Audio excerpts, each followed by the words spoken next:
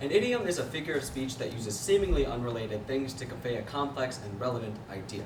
But while some idioms are useful tools to help spice up your language, others really grind my gears.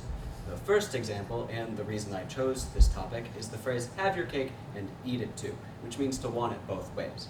Well, yes, that kind of works. What really frustrates me is, what do you do with cake? You eat it. Imagine showing up to your birthday party and everyone finishes singing you happy birthday, you blow out the candles on your probably delicious cake, and then you just look at it. That's not even having it one way, that's having it no ways. So the phrase just doesn't work at all. The next phrase I have a slightly different issue with. It's raining cats and dogs, which obviously means that it's pouring rain. And while yes, the phrase is completely nonsensical, I'm more bugged by the fact that it's pretty violent.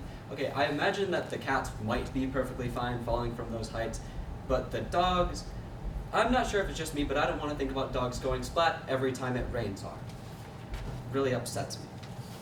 The final phrase, the one and that really gets my goat, is kick the bucket. A fitting end because it means to die. But how? How does kicking a bucket equate to dying? First of all, why a bucket? But even then, why do you have to kick the bucket? Why don't you hit the bucket or jump in the bucket? Maybe the bucket's a euphemism for casket, but you don't kick a casket unless you're alive in there or something. And that makes even less sense. It may seem like a waste of time to complain about euphemisms not making any sense when that's kind of the point, but these phrases are so inapplicable, yet used so often that they now deeply frustrate me.